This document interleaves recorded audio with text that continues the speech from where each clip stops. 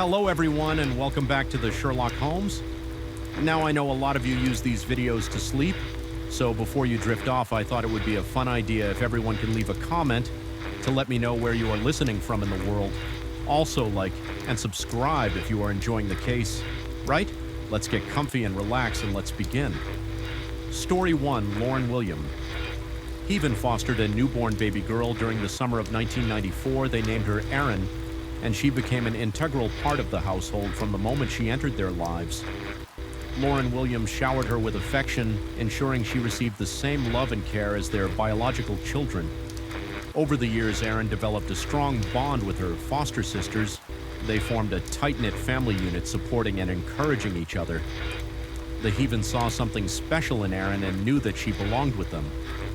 When Erin turned 3 years old, Lauren William made the momentous decision to adopt her. They recognized the unique bond they had formed and wanted to make sure that Erin had a stable and loving home in which to grow up. The adoption process was finalized and Erin officially became a Heaven. Growing up, Erin was a shy and reserved girl. She often found it difficult to express herself and connect with others on a social and emotional level. However, she had one passion that brought her comfort: horses. Erin discovered a love of horses at a young age. She had a natural connection with animals and knew riding them allowed her to be her true self. The East Tennessee Riding Club became a haven for Erin, where she could escape daily life's pressures and expectations at the riding club. Erin found a sense of belonging and camaraderie. The horses provided a non-judgmental and understanding environment, allowing her to explore her emotions and discover her inner strength. Erin spent hours in the stables, grooming and riding horses, and she found solace in the tranquility of the equestrian world. Lauren William had strict rules for their daughters growing up, especially when it came to dating. When Erin met John Corwin, she immediately knew that she had found someone special. John was kind, respectful, and genuine about getting to know Erin better. However, Erin was aware of the strict rules her parents had in place, so she hesitated to introduce John to her family. After much consideration, Erin decided to tell John about her parents' standards. She knew that if they were ever to become a couple, they would need their permission. John understood the importance of respecting Erin's parents' wishes, so he boldly reached out to Lauren William. Lauren William were pleasantly surprised when John asked their permission to date their daughter. They appreciated his willingness to adhere to their values and understand the importance of family. After meeting with John, they were impressed by his respectful demeanor and genuine interest in getting to know the Heaven family over time. John won over Lauren William and became an integral part of the family. He respected their TR traditions, supported them in difficult times, and became a part of their everyday life. John quickly became a trusted and loved member of the Heaven household. As Erin and John grew closer, their relationship blossomed. They became an official couple, and it felt like John was more than just her boyfriend. He was now a part of their family. John fit right in with the Heaven sisters, spending quality time with them and creating lasting memories. After graduating from high school, John decided to enlist in the Marines. He had a strong sense of duty and a desire to serve his country. On Erin's 18th birthday, John surprised her with a proposal. It was a mix of excitement and nervousness for him, as he dropped to one knee and asked the question he had been longing to ask. Erin's face lit up with joy as she excitedly yelled, "Yes!" Lauren William were overjoyed for their daughter. They believed in the strength of their relationship and knew that John was Erin's right choice. However, they also understood the sacrifices and challenges that came with being a military spouse. They worried for their daughter, knowing there would be times where she would be apart from her family, and they would miss her dearly. Erin and John married in Las Vegas after the Marine Corps ball. After John had completed basic Marine training, he was assigned to the 29 Palms Marine Base in the Mojave Desert in California in 2013. While attending the base, Erin and John found out they were expecting their first child. Unfortunately, just a few months later, they lost the baby. The news hit Erin and JN hard, but was especially difficult for Erin. During this time, John did his best to support and comfort her. Despite the setback, Erin was determined to expand their family and told John she was ready to try again when it was safe. For months after losing the baby, Erin decided to take a pregnancy test. To her surprise and joy, The results were positive, excited, and anxious to share the news. Erin decided to wait until her mother's upcoming visit to California in June. She believed seeing Laura's reaction in person would make it more meaningful and memorable. In addition to announcing the pregnancy, Erin and Laura planned to visit several attractions in San Diego, including SeaWorld and the zoo. They were looking forward to spending time together and creating new memories. The mother and daughter planned to take hikes through Joshua Tree National Park to scout hiking trails. For when her mother visited, Erin decided to visit the national park on June 28th. Before she left, she said goodbye to her husband, John, and said, "I love you." JN expected Erin to be home by late afternoon, but as time went on, she failed to return. John became increasingly worried as hours passed without any word from his wife. He called over 50 times, but his phone went unanswered the following morning on June 29th. John called Laura, Erin's mother, at her home in Tennessee. He explained to Laura that Erin had never come home the previous day. Laura was initially concerned for her daughter's well-being, especially due to her pregnancy and the heat.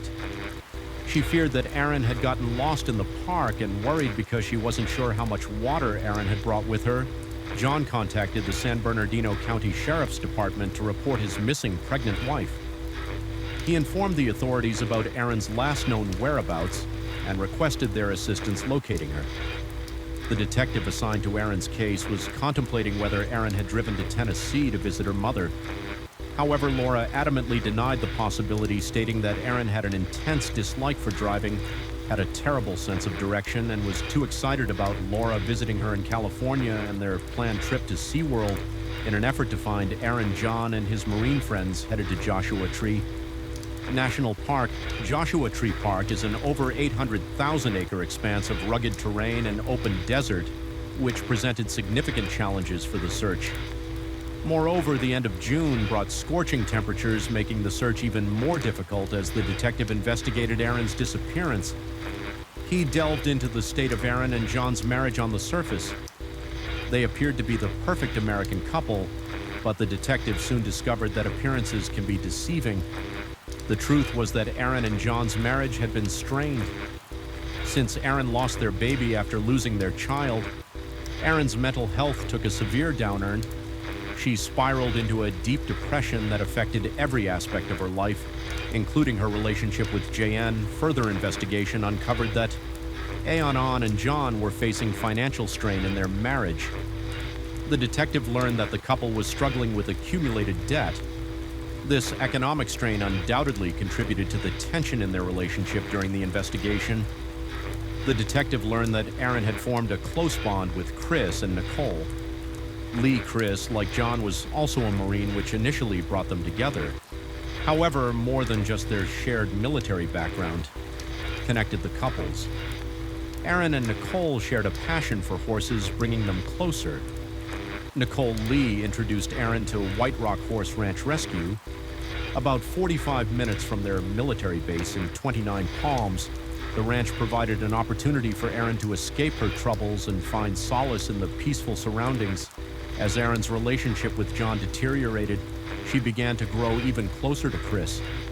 The detective discovered that Chris, who had recently returned from Afghanistan, also faced his struggles and demons.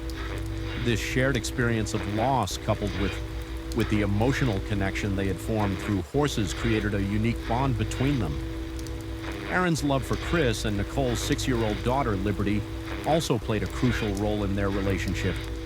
She often babysat the little girl, providing her with a loving and nurturing environment, further cementing Erin's connection with Chris and his family. Erin and Chris would spend hours working at the horse ranch together, and at first it seemed harmless. However, as time passed, Erin and Chris began to give off a romantic vibe which caught the attention of Nicole, Chris's wife, and she approached John, Erin's husband, to inform him that she had seen signs of an affair between Erin and Chris. John was devastated to learn that Erin had been unfaithful to him. Despite feeling betrayed, JN remained committed to his marriage with Erin. He realized he loved her deeply and wanted to find a way to make things work. As a result, Erin ended her relationship with Chris and reconciled with John. However, further investigation into Aon's disappearance revealed a different story. Detectives discovered that Aaron and Chris were still in a romantic relationship. This information came from a close friend of Aaron's named Jessica. According to Jessica, on the day Aaron disappeared, she had informed her about a special trip she planned to take with Chris. Aaron told Jessica that she didn't know what Chris was planning. Jessica informed detectives that Aaron dropped hints suggesting that Chris might be proposing. Even though she was already married and pregnant with John's child, however, the most shocking revelation came when Jessica divulged that Aaron had expressed uncertainty regarding the identity of the biological father of her unborn baby. This revelation shattered John's heart, and the situation was exacerbated when detectives informed him of Aaron's plan to meet Chris the day she disappeared. The news left John in a state of sadness, knowing that he was now being eyed as a potential suspect in Aaron's disappearance. John adamantly denied having any involvement in her disappearance, maintaining his innocence on June 28th. The day Aaron went missing, a woman driving near the entrance to Joshua Tree Park noticed a car parked on the side of the road as she drove in the opposite direction. She noticed the car was still there. This woman became suspicious and decided to take action. She took several photos of the vehicle, hoping to document any potential evidence. 2 days later, on June 30th, another person who saw the car still parked outside Joshua Tree National Park entrance reported it to the police when the officers arrived. They checked the vehicle's registration. To their surprise, the registration came back as belonging to Erin Corwin, the woman who had captured the car's photo on June 28th. Also played a significant role in the case. She decided to turn over those images to detectives, hoping they could use them for the investigation. The detectives investigating Aaron's disappearance focused on where her car was parked at the entrance to Joshua Tree Park. Upon examining the scene, they noticed a peculiar set of shoe impressions forming a loop from the driver's side door to a spot where there was visible tire tracks. This discovery led the detectives to believe that Aaron drove to this location, parked her vehicle, and got into another car. Chris claims that he only knew Aaron a little bit, but the detectives were aware that they had been involved in an extramarital affair.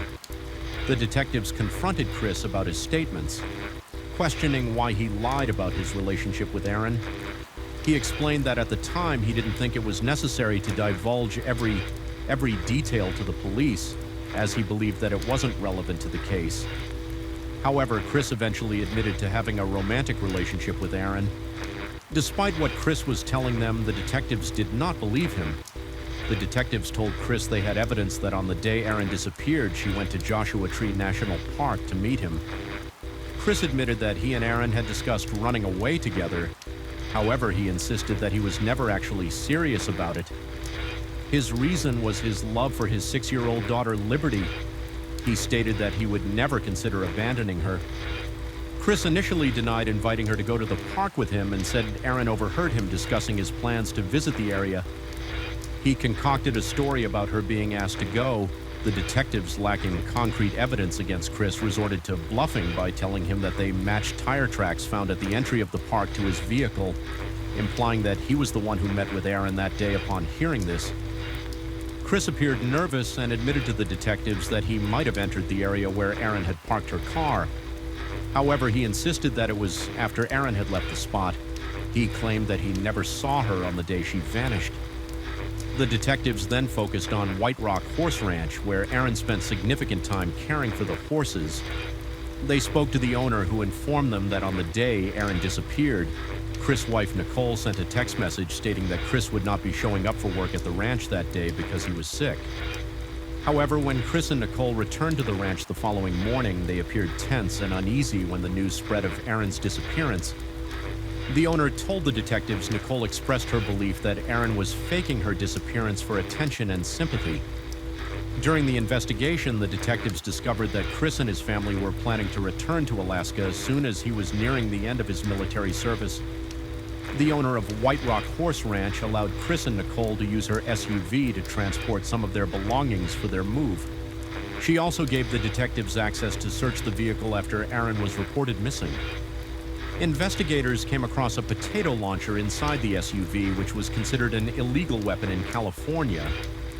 This discovery provided probable cause for the detectives to arrest Chris. However, he was released on bail on July 5, 2014. 1 week after his release, he was discharged from the Marines. In the meantime, the search for Aaron continued in San Bernardino County when he took a polygraph examination. John Corwin, Aaron's husband, was cleared of suspicion, which determined that he was truthful. By that point in the investigation, the detectives believed that Chris had lured Aaron to Joshua Tree National Park, where he murdered her and disposed of her body in one of the mine shafts. A lucky break came in the days after Aaron's disappearance when a friend who went with Chris on the mine scouting mission before the incident showed detectives the images he took during that trip with these images in hand. Detectives recruited a cave expert to examine the photos. This cave expert narrowed down the spot where the pictures were taken in the Mojave Desert. The expert claimed that the location was the Rose Peru mine, but there were several mines in that area, meaning that Aaron's remains could be in any of them. Determined to find any trace of Aaron, a massive search of the Rose Peru mine began. The search lasted for weeks, with the detectives meticulously examining every corner of the desert in search of any clues. Despite their best effort, the search yielded no positive results. As the search continued, the detectives remained hopeful that they would find closure and bring justice to Aaron on August 14, 2014. As the search continued for the missing woman, a member of the San Bernardino Cave Rescue Team detected a stench of gas emanating from a mine. The rescue team immediately dispatched a member down the mine shaft to determine the source of the gas smell. Upon closer examination inside of the mine, they discovered a human leg. With the discovery of the leg, the rescue team wasted no time in removing the body from the mine. Alongside the body, several items of evidence were recovered, including a makeshift torch made from a skirt, a propane tank, and a bottle of Sprite. These objects provided crucial clues in the investigation. Once the body was recovered, it was transported to the medical examiner's office for examination. Upon examining the remains, the medical examiner discovered that the remains belonged to Aon and Corwin. Further investigation revealed that she had a garrote wire wrapped around her neck, which indicated that the cause of death was strangulation. A garrote is a weapon or tool designed to restrict airflow by putting pressure on the throat or windpipe. It typically consists of a handle or handle-like structure attached to a wire cord or other flexible material.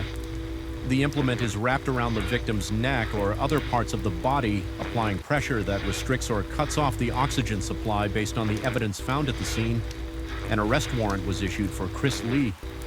Charges of first-degree murder were brought against him in relation to Corwin's disappearance and murder during the trial. Several witnesses came forward to testify about Lee's interest in learning how to dispose of a body. In the weeks leading up to Corwin's disappearance, their statements strengthened the prosecution's case. One of Chris Liu's friends recalled seeing a white propane tank in his car, similar to the one discovered with Aaron Corwin's body. This friend asked Chris why he had a propane tank, and Chris reportedly replied that he was going to blow up a mine. Another witness, a close friend of Aon's, testified that Aaron was in love with Chris and was planning on leaving her husband John for him.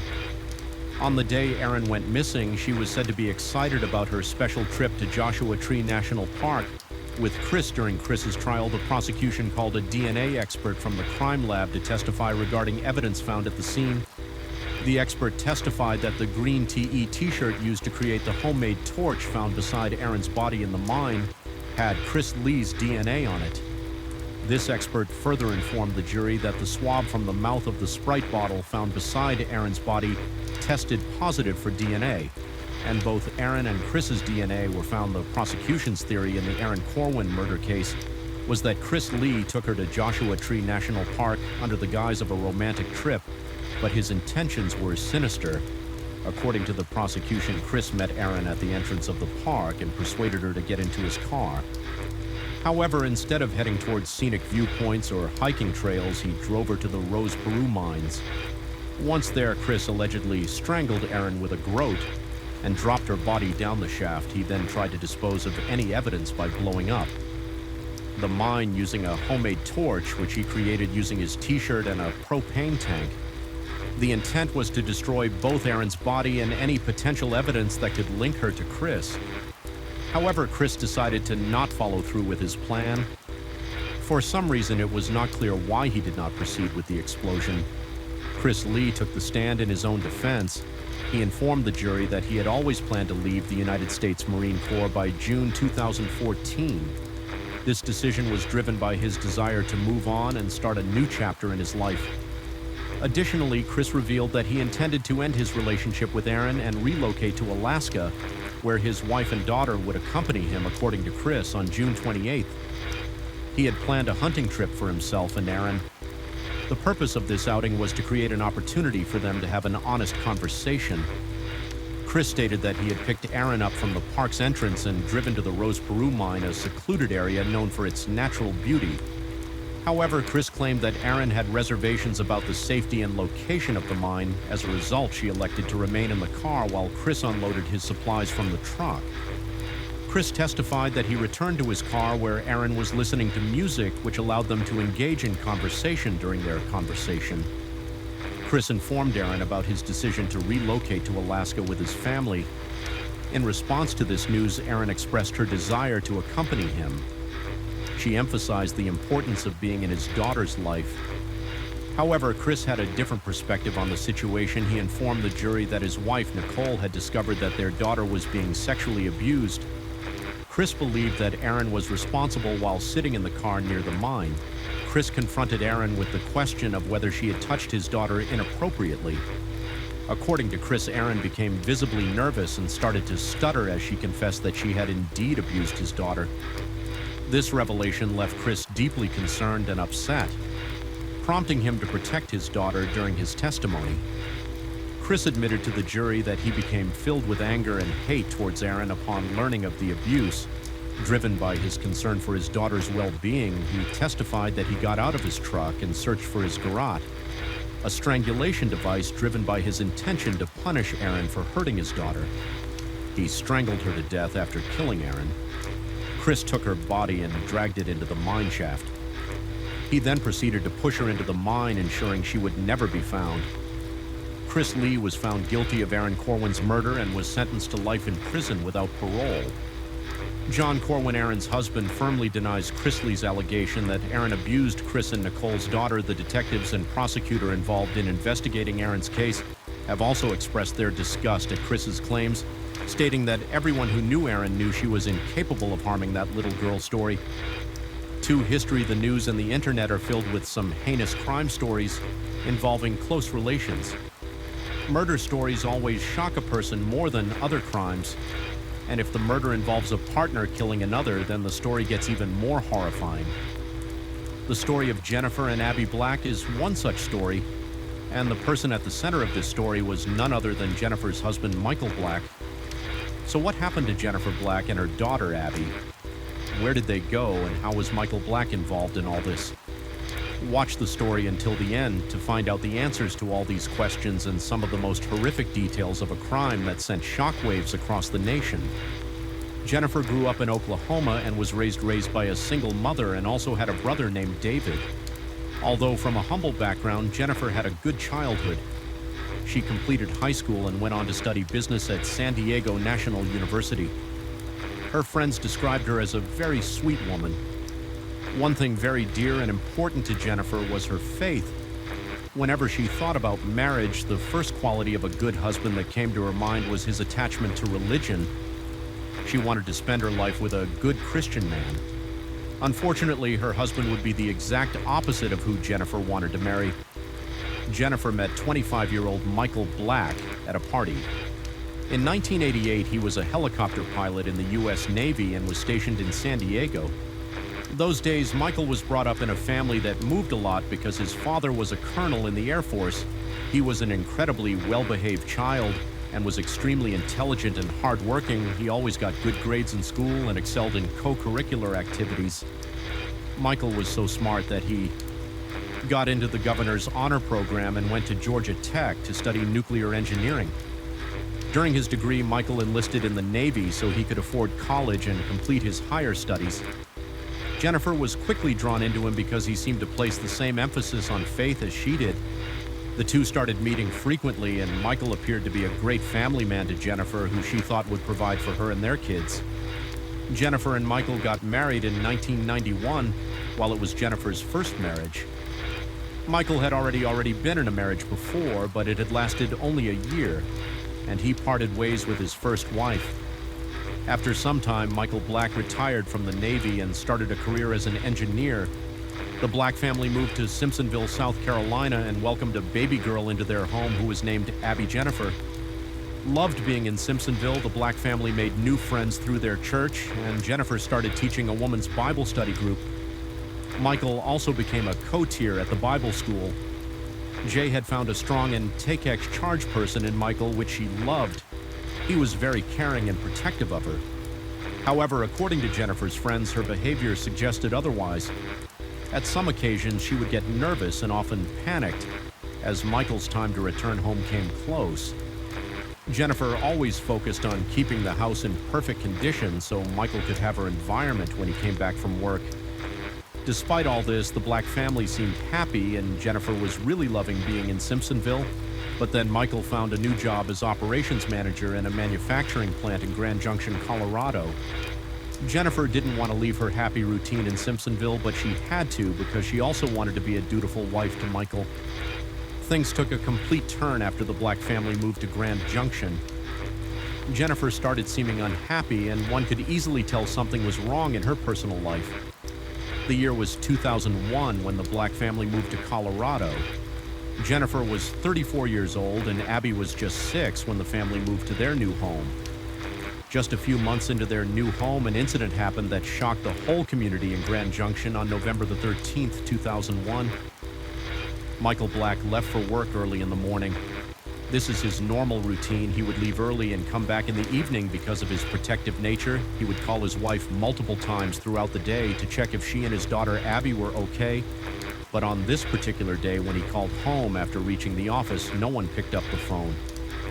It was quite strange since Jennifer always answered Michael's calls. He waited a while for Jennifer's call before calling his home number again to check on her again. No one picked it up, worried about the safety of Jennifer and Abby. Michael left a voicemail saying, "Man, where are you guys? Hope everything's going okay. I love you guys." When there was no response or news of Jennifer and Abby after a few hours of trying to contact them, Michael decided to leave the office early and go check on his family. As soon as he got home, he called 911 and reported that both his wife and daughter were missing. He also told the operator that there was blood all over the master bedroom of their house.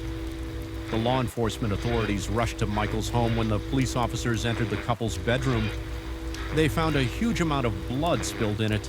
A jeweler box was also tipped upside down in the bedroom, and Jennifer's purse was dumped on the floor with its contents spread throughout the room, initially believed to be a kidnapping case.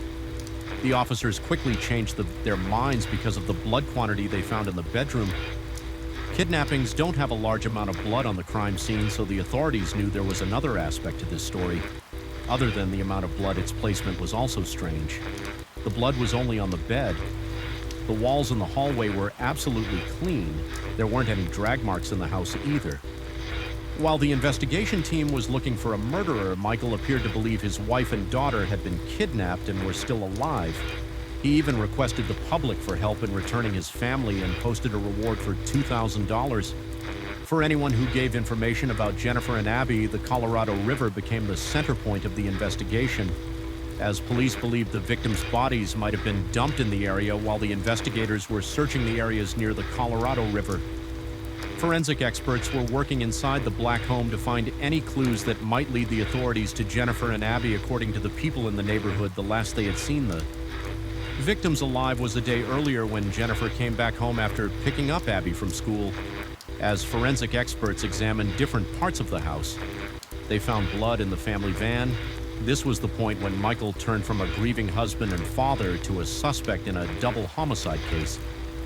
But when he was interviewed, he said he didn't know anything about where Jennifer and Abby had gone. "I haven't got a clue who would have any malice in their heart against anyone in our family. Abby is a wonderful girl." He also gave the investigators a timeline leading into the incident. According to Michael, a day before his family went missing, Abby went to bed at her usual time at 7 p.m., but both he and Jennifer stayed up late as they normally would then, around 8 p.m. Jennifer got a call from one of her friends who invited her to lunch the next day. Jennifer accepted the invitation and planned to meet up with her friend before going to bed with her husband around 10 p.m. Michael then told the officers about the day of the incident. As per his account, he woke up around 5:30 a.m. on November 13th, 2001 to go to work. Both his wife and daughter were still asleep because their wake-up time was around 6:30 a.m. Normally, Michael said that he used to call Jennifer multiple times throughout the day to check in on her. He did the same on November 13th as well, but she didn't answer his calls initially. He didn't think anything could be wrong, but after a few hours he grew suspicious and went home from work, and that's when he discovered his wife and daughter were missing. But someone knew that November 13th would be an unusual day in Jennifer and Abby's lives, because Abby's school received a call on November 12th, and the caller informed the administration that she would not be coming to school the next day. Although the school didn't know the identity of the person, they did have the record saying Abby would be missing school on November 13th. Besides the voice notes mentioned earlier in the video, other voice notes were also found. One of them saying, "Hello, my beautiful bride. I hope you are out and about doing all kinds of cool and nifty things." Michael maintained his religious persona in front of authorities through the strength of the Holy Spirit. "I am able to be sitting here in front of you. Right now, every fiber, every corner of my body wants to scream out and shout and grab somebody by the neck and say, 'You did it,' and tear them limb from limb. We are talking about the two important people in my life are missing right now." As the investigation expanded, the officers strongly started to believe that Michael had something to do with the disappearance of Jennifer and Abby. Michael, on the other hand, was constantly denying that, and even started criticizing the police for considering him a suspect. In the case, Michael told the press that it bothered him that he was being looked into despite the fact that he had lost his wife and daughter a month after Jennifer and Abby's disappearance. Michael Black moved out of the family home. He said it was too hard to stay in the house where he lost his wife and daughter. While investigators did their job, Michael kept making frequent appearances in the media saying he believed this was a case of burglary gone wrong. "I've got some great hopes that we're going to find something out. Like you said, somebody knows something. I've certainly had many a time where I've just been completely out of control, but I've also spent a lot of time in my Bible, and the Lord has given me a peace about this." Michael even bought Christmas presents for Jennifer and Abby and told everyone that he hoped they would be home soon to open. Them people were sympathetic towards Michael Black because he wasn't only grieving the loss of his family, but he was also looked into as their possible care killer. However, police and some of Jennifer's friends knew Michael had something to do with his wife and daughter's disappearance. As time passed, the suspicion grew stronger because of new evidence and witnesses, but Michael kept insisting he was innocent.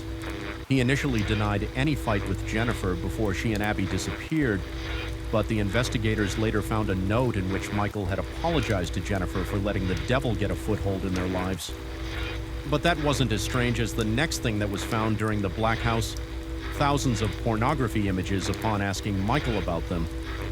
He said that Jennifer downloaded these images for educational purposes because she wanted to be a good wife and serve her husband, Eddie Melson. One of Jennifer's friends also gave the police some odd pieces of information according to Melson's accounts.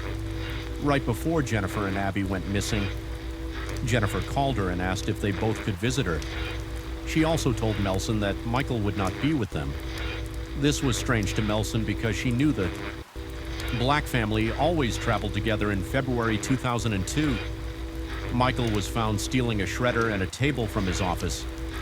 He was brought in to be asked about the theft he had committed while answering the questions by the investigators. Michael Black kept asking them about the possible penalties for murder. This was again very strange coming from someone whose wife and daughter had disappeared a few months ago. Investigators now had all their information on Michael and were trying to crack him under questioning one day when the officers rang Michael's bell. No one opened the door. They could hear the sound of running water coming out of the house, but no one was responding to the knocks on the door, suspecting something was wrong. The police kicked the door open when they entered the bathroom. Michael was lying in the bathtub with his wrist cut. There was also a photo of Jennifer and Abby with him, and a note saying that he didn't kill his wife or daughter. He was quickly taken to the hospital and was given medical care. Due to the harsh winters in Colorado, the search operation was halted till spring. After the IAL attempts, the search resumed in April. The investigators marked a 45-kilometer radius for the search operation, but couldn't find any clue of Jennifer or Abby's bodies.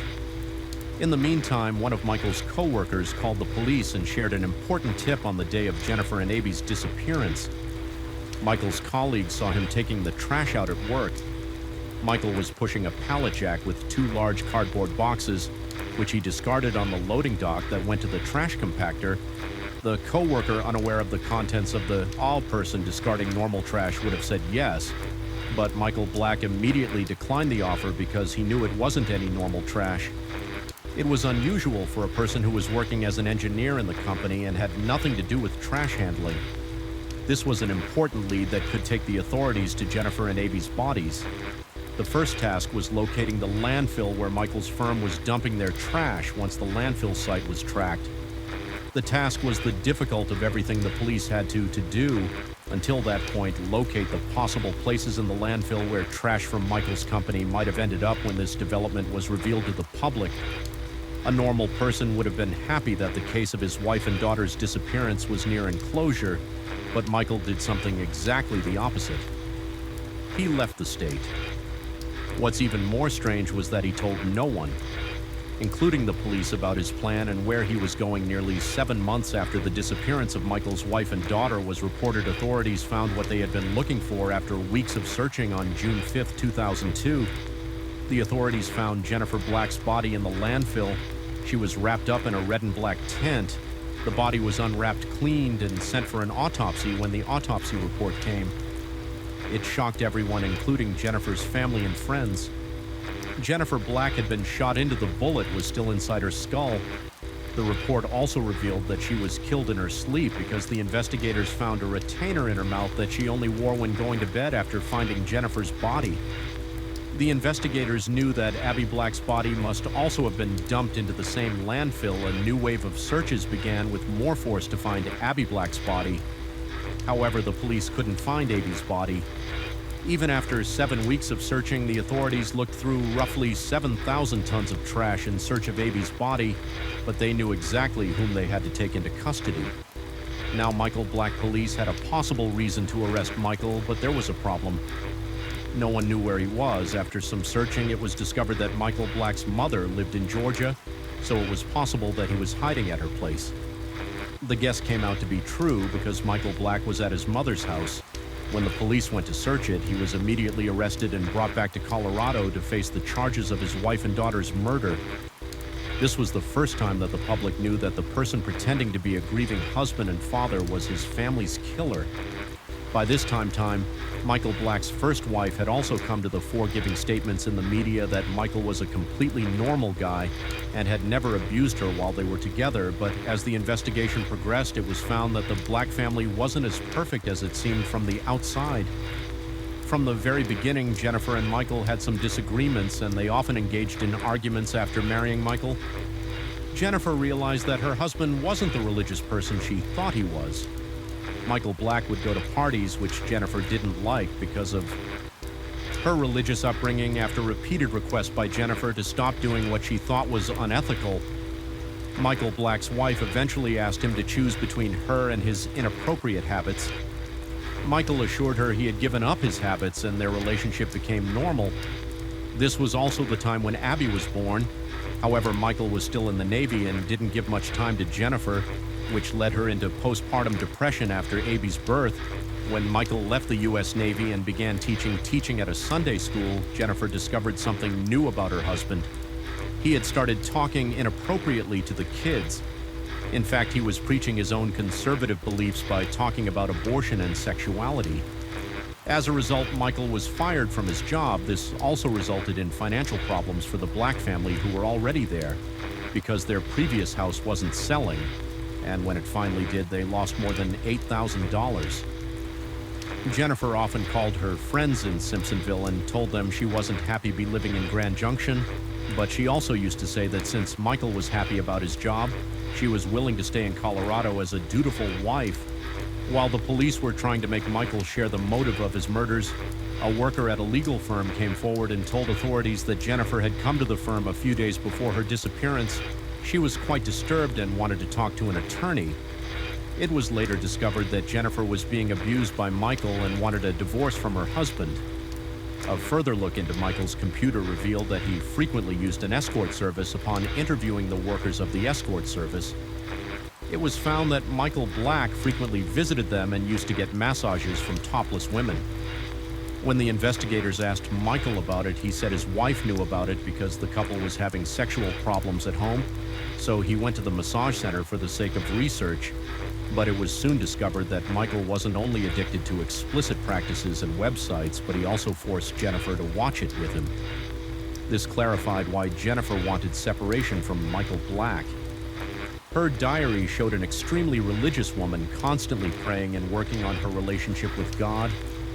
The investigators also found a note in one of Jennifer's books in which she had written about a recent fight with her husband.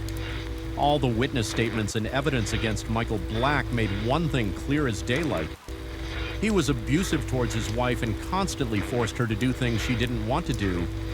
When she refused, he decided to kill to protect his secret life. And this also explained the disappearance of Abby Black.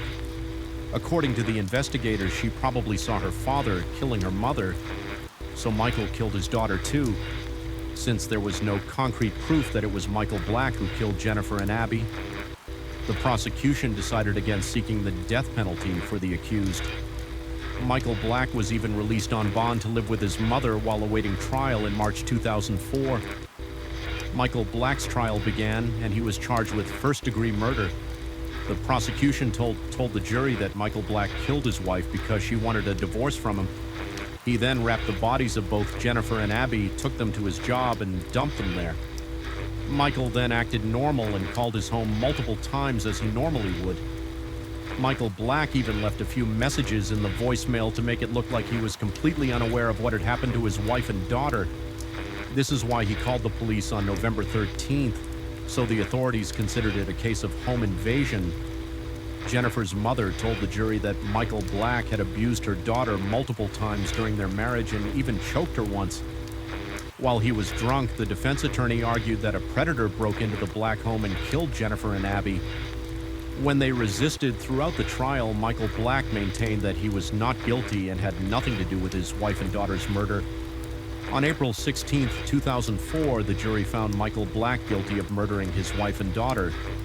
He was sentenced to life in prison without the possibility of parole, but the case saw a new turn when 10 years after the conviction, the verdict was overturned because one of the jurors in Michael Black's case had lied about their domestic violence history in the juror questionnaire. As a result, Michael Black was granted a retrial. However, the Colorado Supreme Court granted the prosecutors an emergency stay to keep Michael Black in prison. While he awaited the retrial, Michael Black's retrial began in February 2018, and his attorneys brought in new evidence in a try to get him acquitted. The defense also tried to dispute the investigation method. Followed in Michael Black's case, however, Michael Black was once again found guilty of killing his wife and daughter and given the same sentence as before, life imprisonment, marking the end of a heinous crime case. Story 3, we have all heard news of people living in abusive relationships and unable to get out of them. Sometimes such relationships end up in the most unimaginable way possible. Murder, and when such incidents come to light, they shock everyone. The story of Lisa Cecilia Haram and her boyfriend Simon Gitney is one such case where one partner did the unexpected to the other. So what happened to Lisa Haram, what led to the events that were unbelievable for her family and friends, and how was Simon Gitney part of this whole story? Watch this video until the end to find the answers to all these questions and learn about some of the most chilling details of the Lisa Haram case. Lisa Cecilia Haram, an extroverted, energetic, and confident woman, grew up in Toronto, Canada, and loved dancing. She was so passionate about it that she started performing ballet at a very young age. Lisa also loved experiencing new things in life. Therefore, in 2005, when she was 24 years old, she decided to say goodbye to Toronto and move to Australia, new to the country. Lisa's initial stay in Australia was on a 12-month work visa, but she soon managed to extend her stay in the land down under by finding a job at Australian Hair and Beauty College in Sydney. It was the perfect job for Lisa since she had a keen interest in fashion and beauty trends. Lisa had always been close to her family, and this didn't change after her moving to Australia either. She would regularly call and message her mother, Joan, to share about her life thousands of miles away from Toronto. Lisa's family had always been supportive of her decision, and they supported her in her decision to permanently move to Australia too. For years after moving to Australia in 2009, Lisa left her residence and was in search of a new place to live in Sydney. This was when she was introduced to Simon Genet, the man who would play the key role in Lisa Cecilia's story. A friend introduced Lisa to Simon as a potential roommate who was 10 years older than her and was a businessman from luxurious suites to the latest cars. Simon's lifestyle matched Sydney's upper class.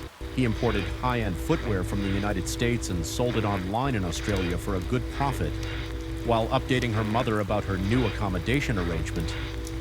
Lisa told Joan that it was temporary and she would move to her own place as soon as she found a good one. Lisa also told her mother that it was completely safe to move in with a stranger because Simon wasn't even interested in women. Soon Lisa moved to Simon's apartment on the 15th floor of a luxury high-rise building called the Hyde. The unit truly showed what luxury looked like, its floor to ceiling. Windows gave an exclusive and direct view of the famous Hyde Park in Sydney's business district. Things went as usual for 2 months before Lisa and Simon developed a romantic relationship. Lisa told her mother about dating Simon and also said that she had a good relationship with Simon up until that point, but she never mentioned that she was in love with Simon. As time passed, the relationship also progressed and the couple grew closer. This setting went on for nearly 2 years before things got even more serious in June 2011 while celebrating Lisa's 30th birthday. At a restaurant, Simon proposed to Lisa in front of a large gathering that included his family and friends too. Lisa was very happy and accepted Simon's proposal, but this would all change very soon. Just 6 weeks after a memorable birthday on the 30th of July 2011, Lisa locked herself in the bathroom of their 15th floor apartment. She then called her mother and begged her to come to Australia and get her away from Simon Gitney. Yes, the same man whom Lisa had been living with for nearly 2 years and who had proposed to her just a few weeks ago. Joan, being a mother, immediately applied for leave from work so she could go to Australia to help her daughter. She also told Lisa to instantly get out of the apartment with her handbag, which she had already packed, and her passport. But before Joan could finalize her arrangements and depart to Australia for her daughter's rescue, she was informed by the Toronto police that Lisa Cecilia Harnham had died. So what exactly happened on the 30th of July around 10 o'clock in the morning? Screams started coming out of Simon and Lisa's 15th floor balcony in the Hyde. Coincidentally, an exchange student from Japan and his brother were walking by the building to Liverpool Street to catch a bus home. While waiting for the bus, the Japanese student was facing the Hyde with a clear view of the balcony of the unit where Lisa and Simon lived. He soon heard a noise from the balcony on the 15th floor. When he looked up, he saw something horrific. A body fell down from the building while a shirtless man stood on the balcony gazing down. When the other people on the street also heard the screams, they rushed to the building, and Lisa Harnham's body was lying in front of the building. Soon the medics and the police rushed to the scene, but Lisa couldn't survive the impact of falling from the 15th floor. Besides Lisa, her handbag was also lying on the scene. She was fully clothed, except for a shoe that was likely to have dislodged from the fall. While the investigators were searching Lisa's clothes and her handbag, they found a torn note in her pocket that read, "There are surveillance cameras inside and outside the house." The apartment did have security cameras that captured the moments when Lisa fell. The footage showed distraught Simon rushing to call a lift. He then briefly went inside and came back in the hallway. When the lift had arrived, he had put on a shirt now shortly. The lift reached the ground level and Simon rushed outside just as he had rushed inside it a while ago. When the police interrogated Simon about the cameras, he told the investigators how to operate them. But he didn't tell the police anything about the hard drive that stored the footage from these cameras. And by the time the police knew about the hard drive, it had mysteriously disappeared. The cameras had indeed captured everything that went on in the apartment. Just before Lisa's fall, one of the cameras directed at the front door showed something shocking. It showed Lisa attempting to leave the apartment, but before she could do that, Simon forcefully pulled her back inside. This happened in estimated 65 to 69 seconds before Lisa fell to her death, and showed that a heated argument had taken place between the couple. Simon Gitney also admitted this. When Lisa and Simon's neighbors on the 15th floor were interviewed by the police, they reported hearing screams coming out of the couple's unit. One of the neighbors said they heard Lisa crying and shouting, "Please help me, God please help me." One neighbor's door was also banged on, but soon there was complete silence on the floor. According to Simon's account, the argument began when Lisa told him she had a secret to reveal but would not disclose it.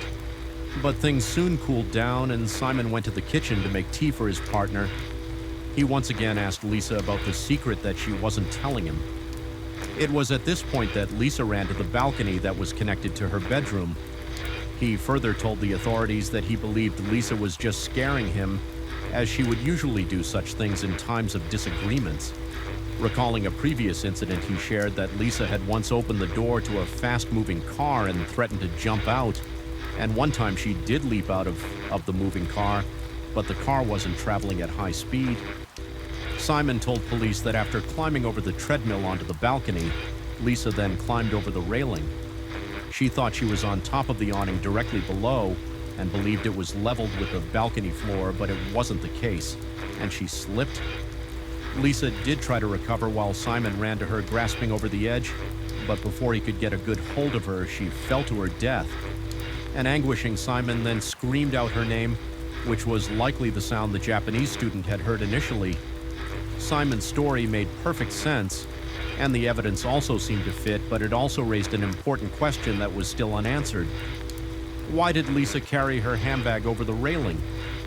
Forensic teams did not find Lisa's fingerprints on the balcony glass, though they did find Simon's given the possible reasons for this. Some experts said that if Lisa climbed using her handbag to clutch the railing, only smudges would be left behind. Simon's account of the incident would have saved him from a murder trial had it not been for key witnesses who saw something that no one else did that morning. Joshua RTHL, a young man, was also walking in front of the hide when he heard incoherent voices coming out of the 15th floor balcony of the apartment building. Joshua did not see Lisa Haram falling from her balcony, but he did see a crowd of people trying to resuscitate someone. He also joined the crowd and soon after witnessed a man in his pajamas and white shirt come out of the building. After standing in the crowd for a while, Josh continued on to work.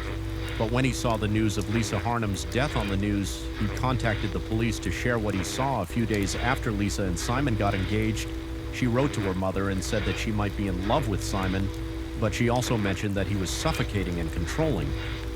In September 2010, Lisa wrote in a text Simon convinced Lisa to first quit her job at the saloon and then stopped her from working out at the public gym. As a result, her trainer had come to her apartment to train her. He also insisted that Lisa loved the beauty and fashion industry. She should wear standardized clothing that was bland and uniform. Like this included plain bottoms, preferable trousers, flat shoes, and nothing revealing her hair needed to be tied back, and she couldn't apply any makeup. Lisa Haram's family later told the press that they clearly could see that Lisa had become isolated after meeting Simon, and she was nothing like her former self. However, Simon Gitney characterized his relationship with Lisa in a completely different way. He admitted to having disputes, but said they made compromises and there was a lot of love and affection in their relationship. An audio file recorded on the 10th of June 2011, roughly a month before Lisa's death, contained a late-night conversation between Lisa and her fiancé. The file that was recorded secretly by Lisa gave a sneak peek into the couple's relationship. "I have nothing else to do in my life other than you, that's it. If I had my family here, you know what, I would spend half of my time with you and half of my time with my family. You know what I mean? I don't have anybody else, so when I'm bummed, and I'm not trying to make you feel bad, Simon, but it hurts my feelings when you say the things to me. No, it's like, I've never, you know what, I always wait at home for you. I do it, like I don't go anywhere. I don't do anything without your permission, without asking you, without you being okay with everything. And I don't do anything other than whatever it is that you tell me to do. You know what, honestly, Simon, sometimes the things you say to me can be really mean. They're not meant to be mean. They're not meant to be mean. Sometimes you really mean to me, and I don't do anything intentionally without your feelings. I know you don't. I don't do anything. Like, I just love being with you. Like, the only time I ever speak to somebody is, did I not stick up for you today? Did I not fight for you? You did, and I loved it, but it's because I love you, Cecilia. I might not say it all the time, or I might not, You might not think it or feel it, or, even though we do have a beautiful relationship, but know that it is real and that I love you. This conversation clearly shows Lisa wasn't happy with her partner's controlling nature. Similarly, a text from Simon to Lisa read, "Please don't let any guy talk to you," or "Please don't look at any guys, as your eyes should gaze only on me." Between Lisa and Simon's engagement and Lisa's death, there were signs that she wanted to get out of the relationship. Lisa packed up some of her belongings and gave them to her trainer, Lisa Brown, to keep them with her until she needed them. Then on the morning of the 30th of July, Lisa locked herself in the bathroom and called her mother for help. We didn't know it all to the extent that, how much he was tracking her. I just remember one time when she was home and he kept calling her, and just for her comment about how does he always know where I am, when Lisa was wondering about Simon knowing everything about her actions and movement. She was completely unaware that her partner had installed software on her computer and could track every single one of her calls, messages, emails, and online bookings. No matter where she was, he had also installed a secret camera in the apartment to watch her movement. And the torn note in her pocket suggested she found out about these cameras only recently. It was because of these monitoring tools that Simon knew Lisa was planning to leave him. He had found out about Lisa giving her belongings to her trainer, her calls to her mother, and the tickets she had booked to Canada. Simon Gitney was charged with Lisa Haram's murder and remained in custody. But in January 2012, a few months after his arrest, he was granted bail. He pleaded not guilty to charges and remained free on bond, but Simon's bail was revoked in November 2013, just before closing statements in his trial. The trial attracted heavy media coverage. And while Lisa's family and friends were the center of attention, there was another person, too, who grabbed the media's attention. Rachel Louise, the 23-year-old, was Simon's new girlfriend, but Rachel's relationship wasn't as much in question as her resemblance to Lisa Harnum. Rachel remained extremely loyal to Simon throughout his trial. She attended every hearing and carried signs saying he was innocent. She also reportedly gave Simon $85,000 of her savings to fund his case. She then borrowed another $30,000 from his friends that was also spent on the case. However, despite these hefty contributions from Simon's new girlfriend, he was granted a judge-only trial because he told the court that he could not afford a defense for a full jury trial. Simon Gitt's trial began on the 21st of October 2013 and lasted for over 4 weeks. Simon's defense argued that the accused had nothing to do with Lisa Cecilia Haram's death and that she intended to jump over the railing. His lawyers also told the court that Lisa did so because she was depressed. However, regardless of the fact that this argument didn't have a strong backing, by evidence, there were some evident loopholes in the prosecution's case, too. The glass railing on Simon's 15th floor apartment in the Hyde measured 1.2 meters, or roughly 4 feet in height. Simon was 169 centimeters and 5 foot tall. This suggested that he had lifted Lisa to a height higher than the railing. It would have been challenging. Lisa's weight was 50 kilos or 110 pounds. Another question that was raised was if Simon was physically fit enough to lift his partner to that height and throw her over the railing. As per the prosecution's argument and the key witnesses, Joshua Rathel's testimony, Simon's brother Anthony Gitney even recorded a video of him recreating the scene in an attempt to disprove the charges against Simon Gitney carrying Lisa to the balcony. Would also mean passing the treadmill and a potted plant in bedroom. But both these items were undisturbed when the investigators first arrived in the apartment. The building surveillance footage also suggested that Simon only briefly went back into his apartment after calling the lift and couldn't tidy up the scene in such a short time period if he had committed the crime. Some other questions were also raised, especially Lisa's physical state at the time. While the prosecution argued that Lisa had been rendered unconscious first and then dropped from the balcony. The neighbors' testimonies said that there had been cries in the hallway before Lisa's death, so there would have likely been signs of disturbance had there been any struggle between the couple. According to the neighbors' testimony and the time of the incident, there was roughly a minute between the cries in the hallway went silent and Lisa fell to her death. So Lisa was either unconscious during that time, where the couple agreed to settle down and talk things through. The autopsy report also did not find any signs of, except for the ones caused by the fall, which meant there was no evidence to suggest how Lisa had been knocked out. If that was the case, Lisa's handbag was also with her, so it was also clear how an unconscious Lisa continued to hold on to it. All these considerations raise questions about the key witness's testimony that Simon had deliberately killed Lisa. The whole case against Simon Gitney was standing on Joshua's testimony because he was the only person to have witnessed what happened just before the fall. During the trial, Joshua agreed with the defense on one point, that the screams and seeing the shirtless man on the balcony happened in a very short period of time. He stated, "We are talking about a split second here. All I can confidently say is that the scream drew my attention straight away." He also agreed that there might be some doubt about the accuracy of his observation, considering how far he was from the building. At the time of the incident, one thing was clear: Simon had been a submissive partner, and there had been some kind of disagreement between Lisa and Simon just before her fall. A dig into Simon's police record discovered that he had a violent past and was first arrested for assault as a teenager in 1991. When he confronted an ex-girlfriend's employer, Simon had been harassing her at work in Western Sydney shopping. He was also caught with stolen items in his car. A few years later, Simon also assaulted 2 police detectives when they visited his house because he had failed to attend a court hearing. He bit off part of a detective's ear and was charged with maliciously wounding a law enforcement official. Lisa had no idea that she was living with a man who had been sentenced to 2.5 years in prison, though he never served a full-time prison sentence because he convinced a sentencing judge that he had repented and planned to become a Catholic. Simon was allowed to go to France, but he returned shortly after having abandoned his faith. In the following years, he was also arrested for charges relating to drug reply, found guilty, and was sentenced to 3 years of periodic detention when Lisa moved in with him. In 2009, he had been running a shoe importation business named Shoe Candy and was a successful businessman while delivering her verdict. The judge found Simon Gitney reacted with rage when he discovered that Lisa had removed some of her belongings. Joshua Ral's testimony was deemed credible despite a defense expert testifying his recollection of the event was likely a false memory. Simon's own testimony was described as unconvincing, like a person playing a role. The judge said that Simon's version of the events fit evidence like a checkbox exercise, but his story about what had taken place lacked personal interactions and details. The defense's claim that Lisa had tendencies towards suicide and self-harm was also rejected.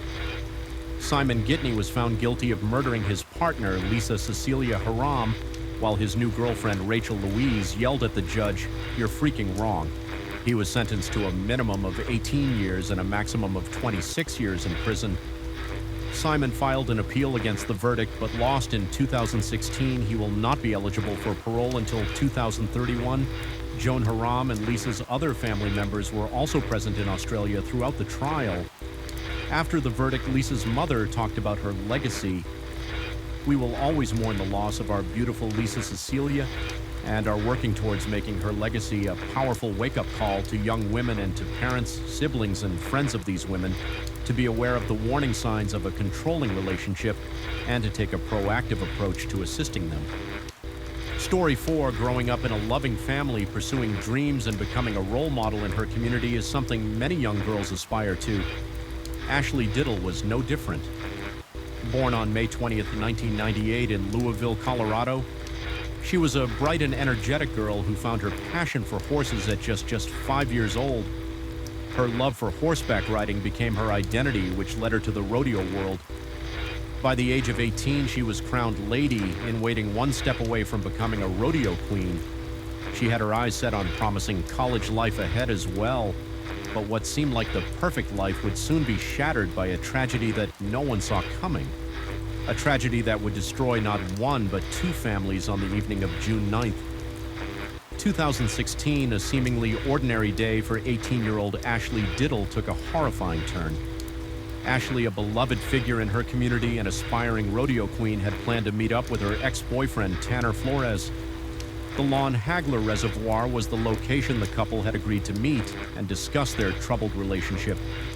Ashley, not knowing what fate had in store for her, entered Tanner's truck. What started out as a conversation about a relationship would soon take a horrific turn, one that no one in Colorado, even in their worst nightmare, would have imagined: a cold-blooded murder of a teenage girl who was once a symbol of positivity and hope in her community. Ashley Diddle was born on May 20th, 1998 in Louisville, Colorado to Marie and Jeff. From a very young age, she was known to have a type of energy and aura about her that drew others closer. She had two brothers, Brandon and Michael, and was fortunate enough to have grown up in a family that always loved her and prioritized her dreams. Ashley, by the age of just 5, had her very first pony, and from that day forward, she never looked back on anything else. Her passion for horseback riding was truly immense and fostered at a very young age as well. It was something that really became a part of her identity. She had a profound love for horses and developed a sense of community early on, which is what gave her a purpose in life. A few years later, at the age of just 8, she began to ride in horse shows and completely fell in love with the rodeo community and lifestyle she was involved in. Rodeo activities all the time and had some profound achievements to her name. In 2016, when Ashley was around 18 years old, she was crowned lady. In waiting, the title holds prestige value in the rodeo community and was given to someone who would work alongside the rodeo queen to truly embody the spirit. It comes with a lot of different responsibilities that include things like planning fundraisers, helping prepare sponsors, attending community events, learning to be an event spokesperson, and much more. Having received such a title was a huge honor for her, and it meant that she was only a year away from becoming rodeo queen herself. She became quite well known for her commitment to the rodeo community and was seen as a role model by many teenage girls who aspired to be just like her. Oftentimes, young girls would come up to her and ask for her autograph, shedding some light on her character. Ashley was the type of person who would write a personal note to each person who came up for an autograph. It was a sweet and caring gesture, and in the note she would encourage the reader to keep pursuing doing their dreams. Apart from this, Ashley was also an active part of the Boulder County 4-Horse program, which seeks to encourage young children to get involved in the horseback riding community. She also competed on lots of horse judging and hypological in the National 4-H Western Roundup. But this wasn't the sum of her ambitions. Ashley was also a founding member and a 2-time vice president of the Thomas Valley FF.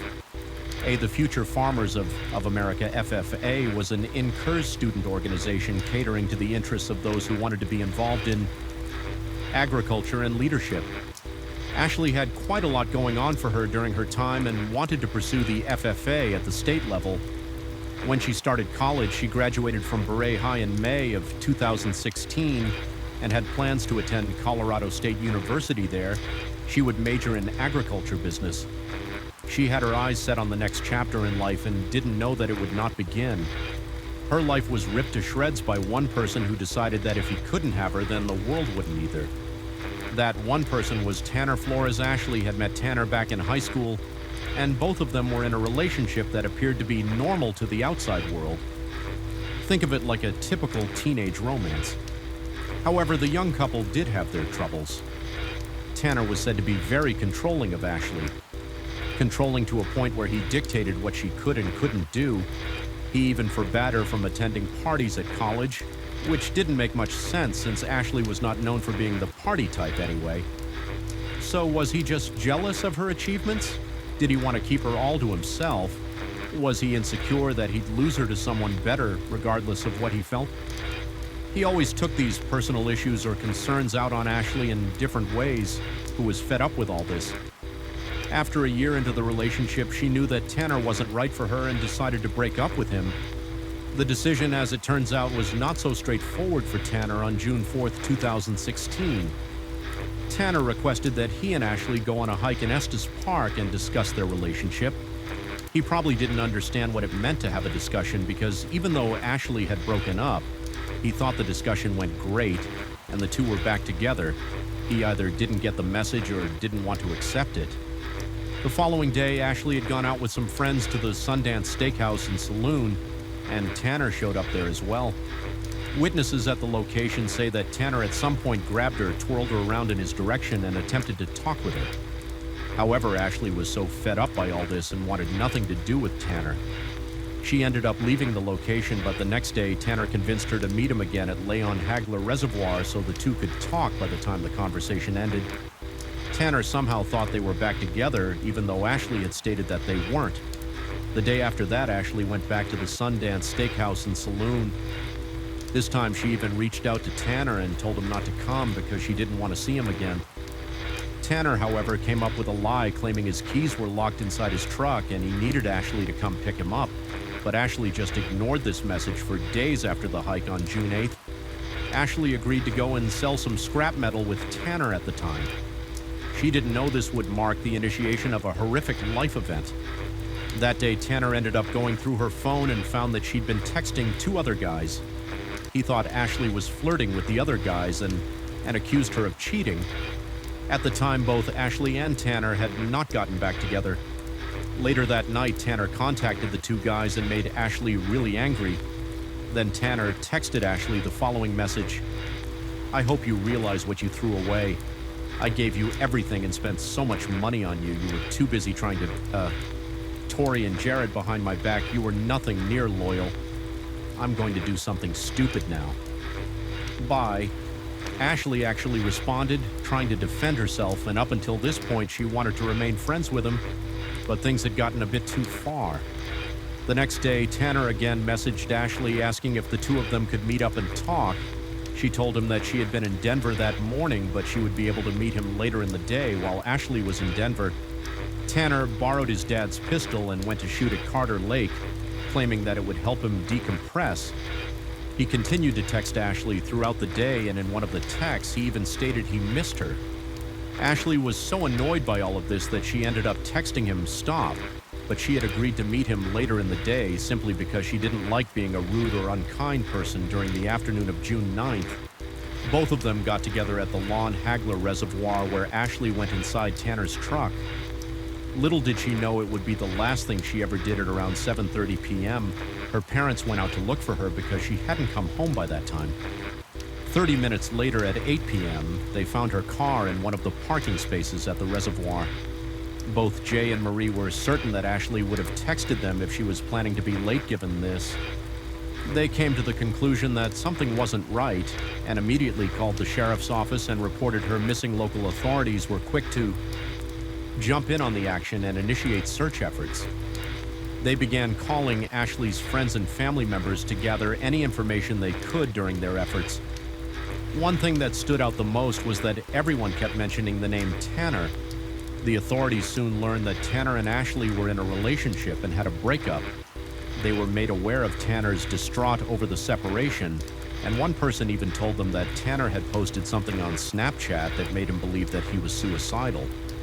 Other people the authorities spoke to told them that they had never seen Tanner so depressed soon after Tanner's father came forward and told the officers that his .22 caliber revolver was missing from a locked gun safe, and Tanner knew where the key was.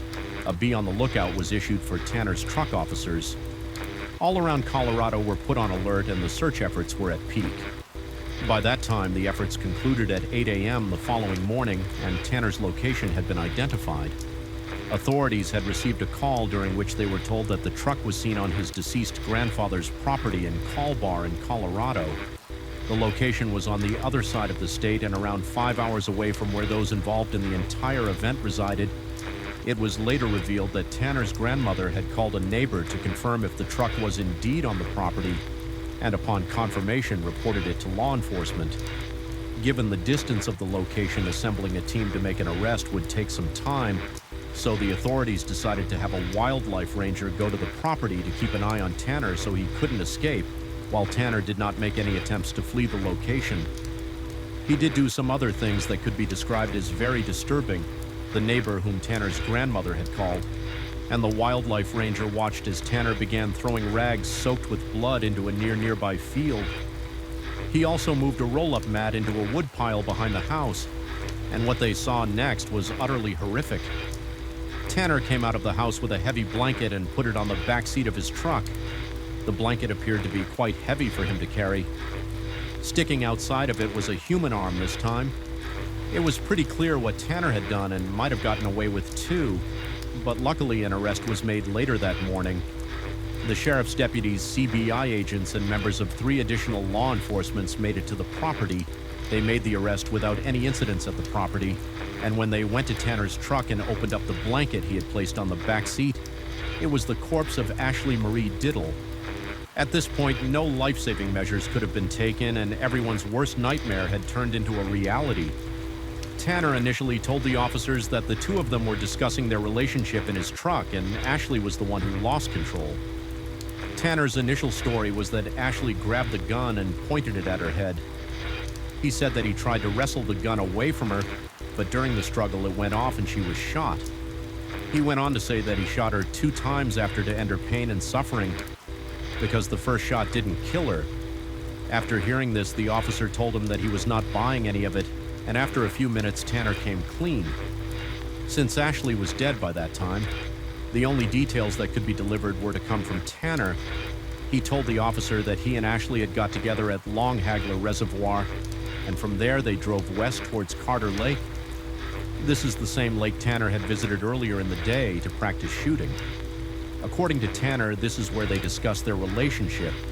Ashley told him that she didn't want to patch things up with him but would marry him later in life, and right now needs time to explore other relationships. After this conversation, they started to drive back to where Ashley's car was parked, and that's when things went south. He said that Ashley glared at him during the drive back, and that's all it took. He reached into the back seat, grabbed the revolver, and shot Ashley in the back of the head, not once, but twice. Tanner claims that she didn't die right away, which is why he had to shoot her a 3rd time. According to Tanner, the 3rd shot was intended to end her suffering. After that, he tried to clean her body as best he could and drove off to his deceased grandfather's property, located at the other end of the state. Once he had given his statement, he was held in the Mesa County Jail without bail. Ashley's funeral took place on June 17th at St. Evangelist Catholic Parish in Loveland, Colorado. Everyone at the ceremony, her family, friends, and other community members totaling up to over 700 were all devastated by what happened. The teenage girl was once the happiness and aspiration for the community was now mourned. Her mother, Marie Diddle, said that she didn't want her daughter to be remembered for the way she died, but for how she lived. She wanted Ashley's memory to be that of a full-of-life 18-year-old girl who accomplished so much and set herself up for her own success. The age of 18 is a strange time in life for many. During this age, it's often hard to figure out what you're really going to do with your life, passion, profession. College, there's just so much going on that the sheer number of options can be overwhelming for anyone, but this wasn't the case for Ashley. The options weren't overwhelming for her at all. In fact, she achieved greatness in almost everything she took part in. That's just who she was at an age when many are confused about their life. Ashley had it planned out, but who knew? Those plans would be cut short from all who attended her funeral. She was described as fun-smiling, goofy, and down-to-earth. She was the lady in waiting to be the rodeo queen and would have been queen next year, but during the upcoming season, she will now be remembered and memorialized. Ashley had done so much for the community, and the funeral was indeed an enormous one. But apart from the ceremony, a few other things also took place on that day. The FBI announced that it would be assisting Lehrer County in the investigation and would help with evidence and search and recovery. Tanner, who was previously held at Mesa County Jail, was also transferred to the Lehrer County Jail on the same day Ashley was being put to rest. The pursuit of justice for the Diddle family was about to begin on June 20th. Tanner made his first court appearance and was charged with first-degree murder and second-degree kidnapping. The basis for the kidnapping charges was based on the presumed fact that Tanner didn't let Ashley get out of the truck when she wanted to grief, pain, suffering, and agony would all continue to be a part of daily life for the Doet family. After Ashley was in her final resting place, the family would have to wait 1.5 years until legal proceedings began. In October 2017, the trial officially began, and the courtroom was filled with family and friends of both teens. It was clear to everyone that Tanner had killed Ashley. The only question that was to be answered was whether it was a premeditated aid act or not. The prosecution believed and argued that the killing was planned out. They claimed that Tanner had gone out to the lake earlier in the morning to test the revolver and find an isolated location to commit the murder, but this wasn't their only claim. The prosecution also mentioned that the revolver used for killing was a single-action firearm, meaning that the firing mechanism had to be manually reset after each shot, given that Ashley was shot 3 times. The prosecution mentioned that the killing had to be one out of deliberation, not one out of the heat of the moment. The defense, however, argued that it wasn't a planned killing, and that second fair charge during the trial, Tanner took the stand, testified, and told the horrific details of the entire incident in his testimony. He never denied what he did, but he fully denied that he had planned to do it. Some other details that weren't part of his initial statement upon arrest were also revealed. He told the court that he threw both their phones out of the truck after the murder. However, before throwing out Ashley's phone, he texted himself. Pretending to be her, the texts mainly stated that both of them weren't together that afternoon and that Ashley was not going to meet him. But these details only looked like a failed attempt to distance himself and cover up his tracks. However, the next detail he revealed is one that shook everyone to their core. The night before he was arrested, he went to his deceased grandfather's property and broke the glass sliding door to gain access to the property. Once there, he cleaned up some of the blood turned on the TV and watched some cartoons before falling asleep. Yes, cartoons? How is it possible for one to love another so much they can't see them with anyone else but still have the audacity to murder their beloved and watch TV? Afterward, this is a question that remains unanswered at the end of the trial. Both families had suffered an immense loss.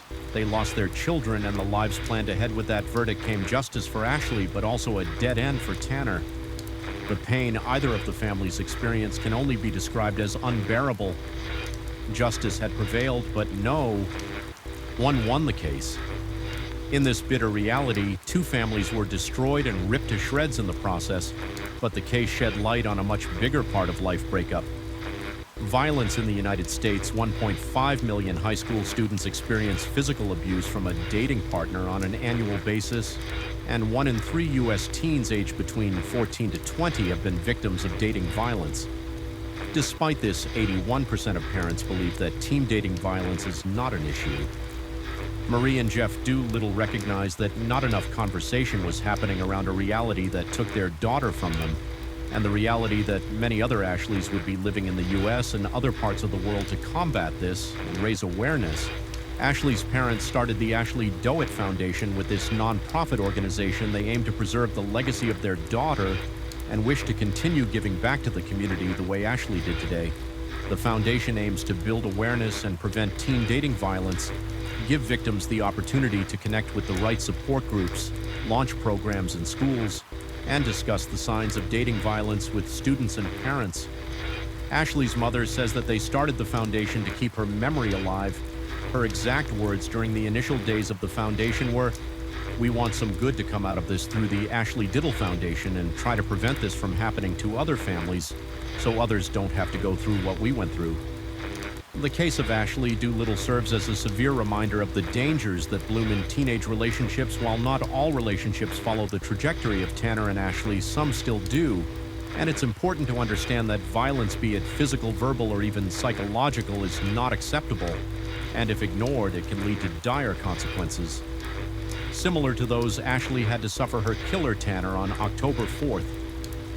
2017 was found guilty of murder and second-degree kidnapping and was sentenced to life in prison.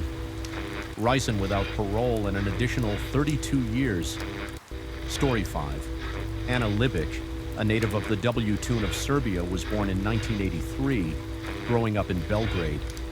Anna pursued her passion for the French language and literature by obtaining a bachelor's degree at the University of Belgrade. In 2005, she decided to immigrate to the United States, where she gained dual citizenship after settling in Virginia.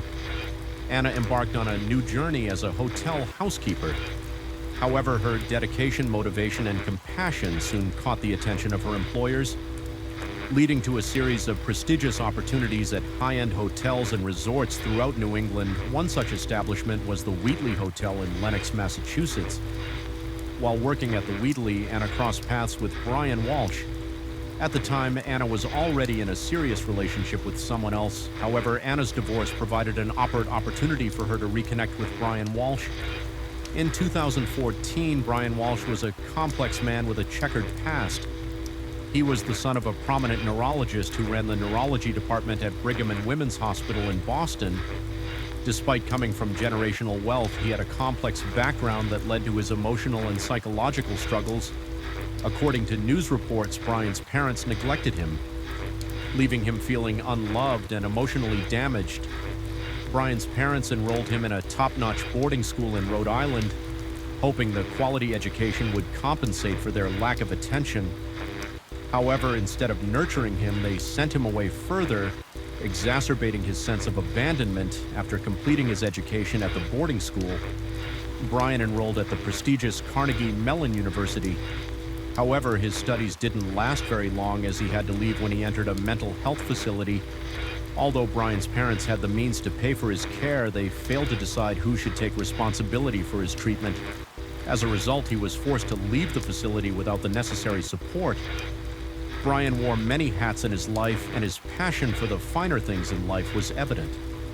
One news report described an incident where Brian purchased an entire stock of white truffles at a Boston restaurant, showcasing his wealth. Another person shared that even as a teen, Brian exhibited this behavior, wearing a suit and sipping Pepsi in the lobby of Eights Carlton while interacting with high-powered brokers in 2015. Brian's life took a turn when he met Anna and got engaged. The couple eventually married and had their first child, followed by 2 more children. A few years later, Anna and Brian Walsh's life was not without its struggles. The couple faced various challenges, including legal troubles related to fraudulent art dealings using Anna's eBay account. Brian listed 2 Andy Warhol paintings as originals. In the description, he claimed that he was being forced to sell them. Due to a recent remodel, despite Brian's false claims, someone from California paid $80,000 for the paintings. However, upon receiving the artwork, the buyer discovered the paintings were fraudulent and sued Anna and Brian. The person who purchased the fraudulent paintings accused Anna of using her position in the hospitality industry to gain their trust and allow her husband to sell the forged art in a civil suit, while Anna's precise knowledge of her husband's fraudulent art dealings remains uncertain. She wrote a letter to the judge praising Brian for his role as a stay-at-home father. Despite Anna's best efforts, it was evident that she was also preparing for the possibility of Brian facing a lengthy prison sentence. Anna had already taken steps to move herself and her son's belongings into her Washington, D.C. home, indicating she was planning to make the move. Permanent Anna was a remarkable woman. She was an exceptional person. Professionally and personally known for her unwavering dedication and compassion, everyone around her felt her presence, and her impact on their lives was undeniable. One of the most remarkable aspects of Anna's character was her unwavering commitment to her work. She approached her job with utmost seriousness and never took shortcuts. Her confidence and expertise in her field were evident as she consistently delivered high-quality results. However, despite the demands of her career, Anna's 3 sons held a special place in her heart. She was a devoted mother who prioritized her family. Above all else, her tireless efforts were driven by a strong desire to provide her children with the best possible life. Anna's 3 sons were her world, and she cherished every moment she spent with them. Despite frequently being away on business trips, Anna ensured she was always within reach. Modern technology such as text messages, phone calls, and FaceTime allowed her to stay connected with her children regardless of physical location. This constant communication provided her with a sense of reassurance and allowed her to maintain a strong bond with them while Anna traveled for work. Brian remained home caring for their 3 sons. This arrangement was due to an art fraud scheme that Brian was involved in, which required him to stay at home under house arrest with Anna frequently away. Brian had to step up and ensure the boys were all taken care of. He made it his goal to provide a loving and nurturing home for them. Brian knew his boys were relying on him for everything, and he took that responsibility seriously. He dedicated his time to being there for them and providing them with all the care and attention they needed. In addition to providing a loving home, Brian also took on a responsibility. He made sure the house was organized and running smoothly on New Year's Eve.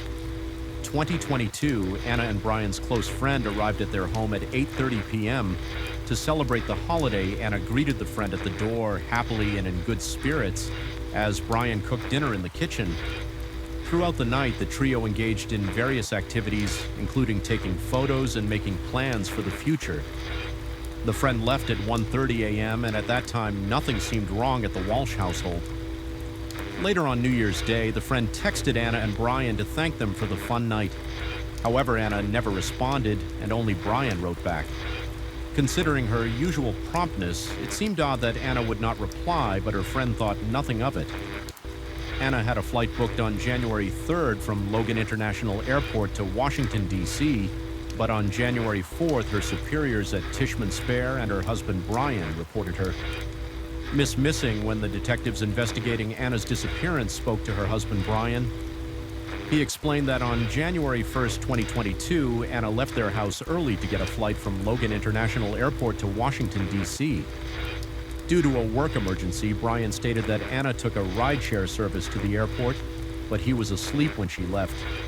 However, the detectives could not confirm that Anna had called an Uber or had gotten on a flight on January 1st.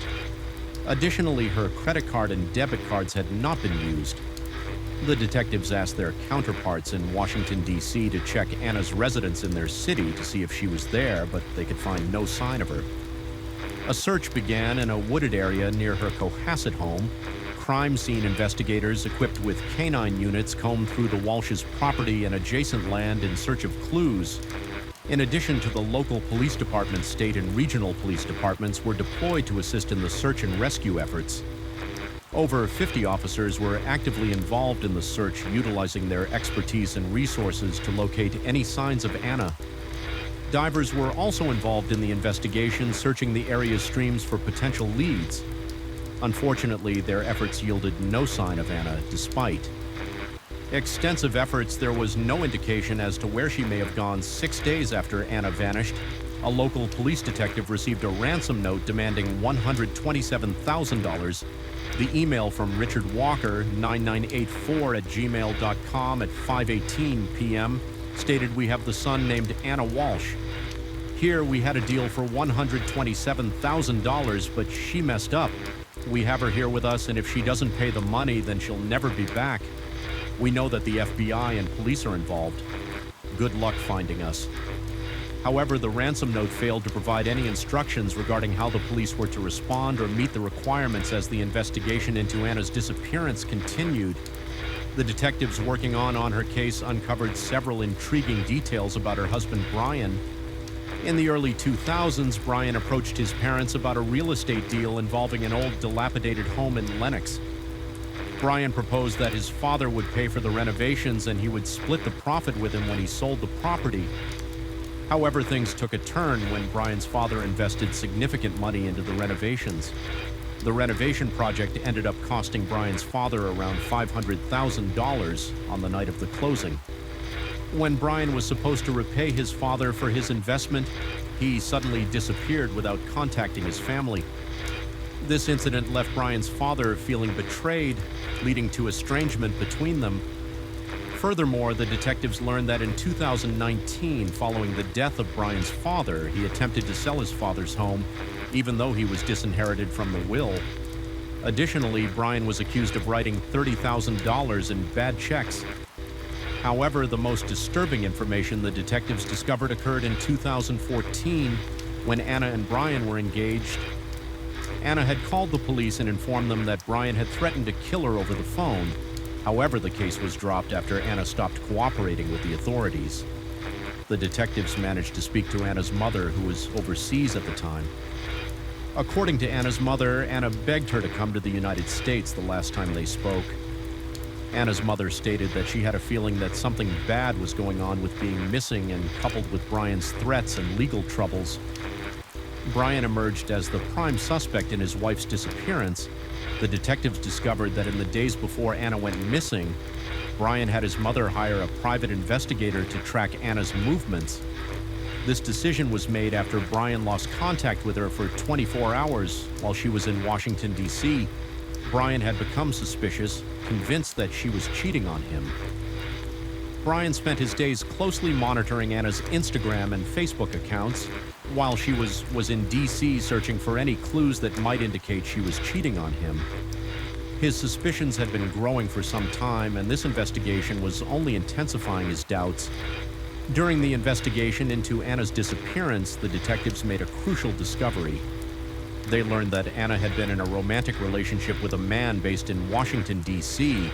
When detectives contacted the man in question, he assured them that his relationship with Anna was open and honest. They had even spent Christmas Eve together based on the man's alibi. He was quickly ruled out as a suspect in Anna's disappearance. Despite this, the fact that Anna was having an affair and that Brian knew about it created a motive for him to have been involved in her disappearance on January 9th. Brian Walsh was arrested for misleading the police during the investigation. His 3 sons who were previously under his care were placed in the custody of the DCFS Department of Child Family Services. After Brian's arrest for misleading the police, he pleaded not guilty. Brian misled the police by providing false information during questioning on New Year's Day. He told the detectives that he left his home at 3 p.m. to visit his mother, but got lost because he forgot to take his cell phone. However, upon further investigation, it was discovered that Brian's story did not align with the evidence collected. Detectives received security camera footage from the Whole Foods and CVS, the stores he claimed he stopped at. During his alleged journey, upon reviewing the footage, there was no sign of Brian. Furthermore, he was unable to provide any receipts for the items he said he had purchased there. As a result, detectives were suspicious and thoroughly searched Brian's residence in Cassett, Massachusetts, in the basement of the Walsh residence. Investigators discovered a damaged, bloody knife. This discovery prompted them to take the knife for evidence, testing it at the crime lab. The crime scene investigators carried out an extensive search of Anna and Brian's home, confiscating the couple's and their children's electronic devices. Anna and Brian's sons' iPads were thoroughly examined among the C's. Evidence gathered throughout the legal process. This discovery process allows the new attorney to familiarize themselves with the case, identify potential weaknesses, and develop an effective defense strategy. In Brian's case, the discovery review process has proven particularly challenging with over 1,000 pages of discovery. To review, Larry Tipton was faced with a significant task in January 2023. A psychotherapist named Dr. Robbie Ludwig spoke to News Nation and offered a speculative opinion on the situation involving Anna Walsh and her marriage. According to Dr. Ludwig, she believed that Anna may have been in an abusive relationship in danger. Dr. Ludwig's based on her own experiences and opinions, as she neither knew or treated either Anna nor her husband Brian Walsh.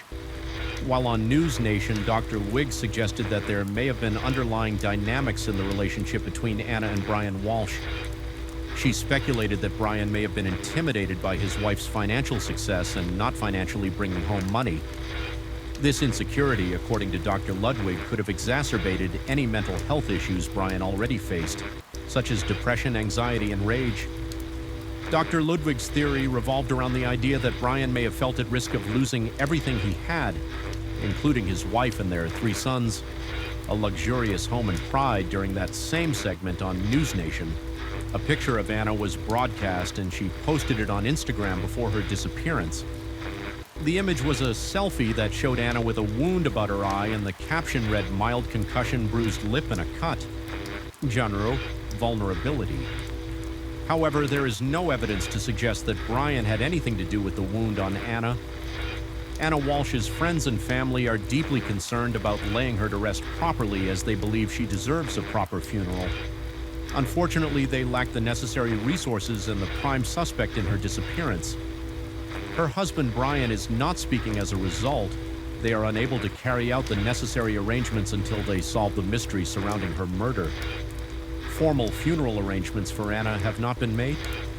Story 6 Peter Chadwick, born in England to an affluent family, lived a comfortable and PR-privileged life. His father, a successful real estate investor, enjoyed a multi-billion-dollar income. Provided Peter with the best education from an early age, he attended prestigious schools and received a solid academic foundation. When Peter reached his teenage years, his family relocated to the United States of America, settling in the state of Pennsylvania. He attended high school in Bryn Mawr. After high school, Peter pursued higher education at Arizona State University. During this period, he met QU Lim, known to most as QC. QC came from a Malaysian family with vast wealth and connections. She was the younger sister of a prominent businesswoman who owned the largest latex glove manufacturer in the country. Despite their opposite personalities, Peter and QC hit it off instantly, while Peter was reserved and socially awkward. QC was known for outgoing nature and quick wit. Their differences initially attracted them to each other, and they continued to date through their college years. Peter's acquaintances described him as being notoriously difficult to get to know. On the other hand, QC was known for her charismatic and engaging personality. She was the life of the party and always made people around her laugh. Her intelligence combined with her infectious charm made her a magnetic force. Within her social circles, eventually Peter and QC tied the knot and settled in Newport Beach, California. This picturesque location was home to millionaires whose lavish mansions line the streets. Peter and QC fit right in driving luxury cars and wearing designer clothes. They lived in the lap of luxury, surrounded by others who shared a similar lifestyle. While Peter managed his father's properties, he remained home a lot while QC stayed at home and cared for the house and their growing family. Being a dedicated and driven parent, QC ensured that her 3 sons had the best life had to offer. She believed in the importance of a well-rounded education and pushed them to study hard and achieve high grades. Additionally, she encouraged them to participate in extracurricular activities and sports, teaching them the value of teamwork and physical fitness. QC wanted her sons to have a global perspective by exposing them to different cultures and languages. She hoped that they would develop a broader understanding of the world she believed in, the value of travel, and she took her sons on frequent trips to broaden their horizons, from visiting ancient ruins to experiencing different cultures. QC believed that travel was a valuable learning experience that would shape her sons into well-rounded young men despite their wealth and success. The Chadwick family remained private and low-key. They preferred to keep to themselves, preferring to focus on their family and close-knit relationships. However, everyone knew QC and Peter, and they would often be seen picking up their sons from the bus stop at the end of the day on Wednesday, October 10th, 2012, on a bright and sunny 70-degree day in California. QC and Peter's 2 youngest sons got off the school bus expecting to see one of their parents. However, neither parent was at the bus stop. One of QC and Peter's neighbors witnessed the boys standing alone at the bus stop past 4 p.m., knowing right away that something was wrong. It was unlike either QC or Peter to leave their children. Stranded, the neighbor picked up the boys and drove them home. However, when she got to the door, there was no answer. Although Peter's car was not in the driveway, QC's car was present upon arriving at the Chadwick residence. The neighbor noticed several packages on the doorstep, indicating that no one had been home all day since QC was a stay-at-home parent and Peter worked from home. Someone should have been present to collect the deliveries. However, no one seemed to be home. The neighbor became increasingly worried and decided to take action. She brought QC and Peter's youngest sons back to her home, where she notified the police to request a welfare check on the Chadwick residence. The officers investigating the disappearance of QC and Peter Chadwick arrived at the Chadwick in Newport Beach upon their arrival. They thoroughly examined the outside of the residence. They noticed there were no signs of forced entry. After gaining entry, the officers found themselves in the living room, which appeared meticulously clean. The carpet was adorned with very distinct vacuum lines, indicating it had been recently vacuumed. As the officers walked around the house, they saw that it showcased family photos depicting what appeared to be a happy family moving on to the kitchen. The officers noticed a meal being prepared but left unfinished. It was as if the person making the meal had vanished into thin air. The utensils and ingredients were scattered, indicating that the dish had been interrupted abruptly. After finding no leads downstairs, the detectives proceeded to climb the stairs of the Chadwick residence. Upon entering the bedroom of QC and Peter, the officers discovered signs of violence. The bathroom floor rug was bunched in the corner of the room. There was a broken vase on the edge of the tub, and blood was evident. This discovery prompted the officers to declare the home a crime scene and promptly call for backup as crime scene investigators arrived at the Chadwick residence. They immediately noticed that a safe in QC and Peter's bedroom had been opened and its contents were missing. This discovery led the detectives to believe that money and important documents were potentially stolen.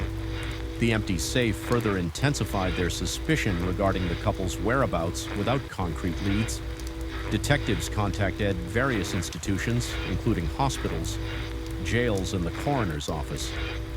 They conducted a thorough search to see if anyone matching the coup's description had been admitted or taken into custody. However, their efforts yielded no results, raising even more concerns about the fate of QC and Peter on October 11th. 2012, the San Diego Police Department received a distressing phone call from Peter Chadwick. He claimed he was calling from an Arco gas station approximately 100 miles from the Chadwick's residence in Newport Beach. In the call, Peter exhibited erratic behavior and rambled on incoherently. According to Peter, on October 10th, he hired a man, Juan, to give an estimate on a painting job in his home. Peter stated that he had come across one while checking out an apartment complex. He manages as one went upstairs to assess the walls for future painting work. Peter remained downstairs working on his computer while engrossed in his work. Peter suddenly heard his wife, QC, shout his name from in the upstairs master bedroom. Instinctively, he rushed upstairs to find one strangling QC in the bathtub while also holding her. Underwater, panicked and terrified. Peter attempted to intervene, but one pulled out of. Peter stated that an altercation between him and Juan started, but QC was already dead by the time he mentioned this. After QC died, Peter claimed that one coerced him into wrapping the body in a green comforter, and then both of them carried QC's body into the back of Peter's Lexus. He alleged that one forced him to drive around Southern California with QC's body in the back seat. According to Peter, he was pulled over by a patrol officer with the California Highway Patrol, but the patrol officer let him go.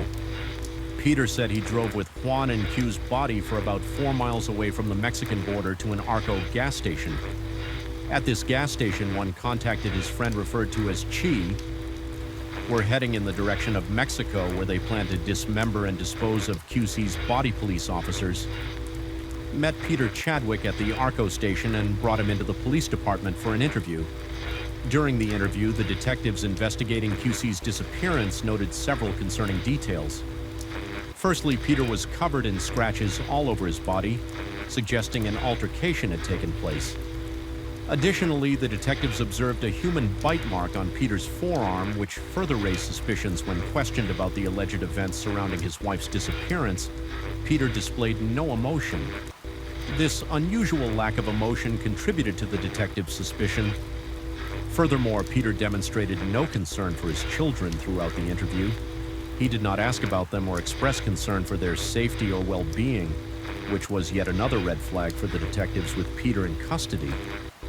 The detectives returned to the Chadwick home to continue their investigation. Upon their return, they noticed that the walls had recently been painted. The discovery puzzled the detectives as it contradicted Peter's claim that he had recently recruited Juan for a painting estimate. Why would he have hired someone to perform a paint estimation if the house had recently been painted? This inconsistency raised further doubts about Peter's story and led them to continue their search for evidence to corroborate his claims. The Chadwick family lived in a gated community with a man-guard shack with video surveillance, which provided detectives with valuable footage on the footage from October 10th at 1:30 p.m. The detectives saw Peter Chadwick's SUV leaving the premises. However, they could not determine if either Juan or QC's body was also inside the car. Further investigation revealed additional video footage of Peter's vehicle going through a toll booth on a freeway. The footage suggested that there was only one person inside the car. This discrepancy with Peter's original story raised suspicion among the detectives.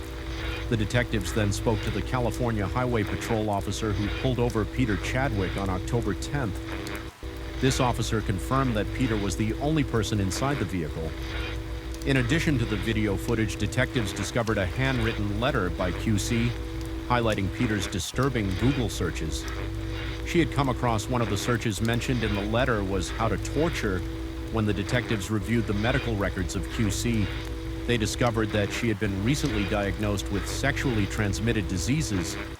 It was later discovered that Peter was engaging in affairs and was failing to use protection. Consequently, he brought the diseases home to QC. Several of QC's close friends came forward with the information during their investigation. QC's friends revealed that although QC had mentioned the idea of divorce to them, Peter was resistant, according to QC's friends. Peter would never agree to a divorce as it would threaten his financial stability. QC had access to a significant amount of money, And in the event of divorce, Peter would lose access to this wealth. On October 11th, 2012, Peter was arrested and charged with the murder of his wife. He pleaded not guilty to the charges, maintaining his innocence throughout the court proceedings. Peter's attorney contacted detectives 1 week after Peter's arrest. The attorney informed the detectives that Peter was willing to provide the location of Q's body. Peter claimed the location was in South San Diego, specifically Wildcat Canyon. Wildcat Canyon is a mountainside area off the beaten path. Additionally, Peter stated that the body could be found in a dumpster in the area upon receiving this information. The crime scene investigators promptly headed to the specific location upon reaching Wildcat Canyon. They focused on the dumpster Peter had described. Inside the dumpster, they discovered several items belonging to QC. They found her purse identification card and significant cash totaling $220,000. Furthermore, the investigators spotted a green comforter in the dumpster. Upon closer examination, they discovered that it contained arms and legs, leading them to believe that it was part of QC's body. The discovery was disheartening, as it indicated that the detectives had indeed found QC's remains at the medical examiner's office. An autopsy was performed on the body, confirming it to be QC, which revealed that the cause of death was strangulation. Peter Chadwick, despite being charged with a heinous crime of murder, was granted a $1 million bail by the judge. This decision was made because Peter had no criminal history and ties to the state due to having 3 sons. The conditions imposed on his parole included surrendering his passport, ensuring that he could not leave the country, and prohibiting him from having any contact with QC's family.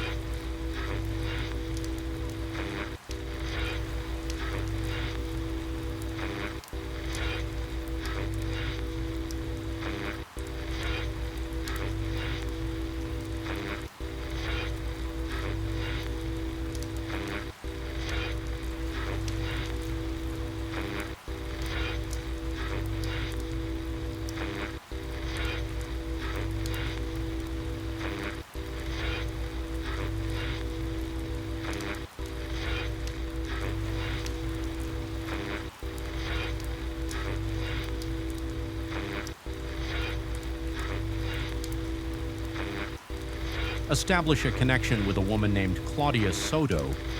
The two began spending time together and their friendship grew stronger in May 2016. Peter, Claudia, and Claudia's sister embarked on a trip to a concert.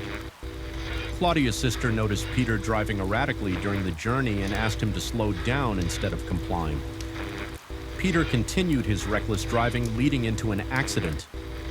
Claudia Soto was killed in the accident while her sister sustained serious injuries. She was in a coma for 15 days.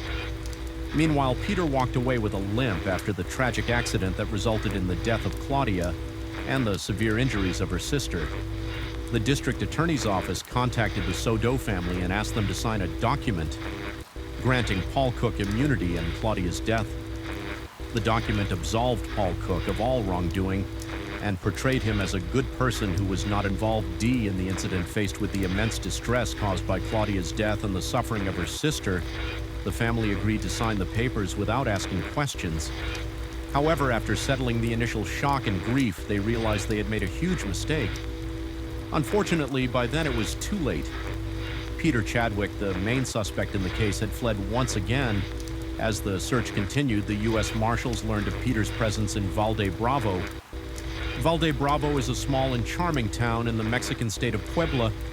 It is known for its picturesque scenery, crystal-clear lakes, and lush forests.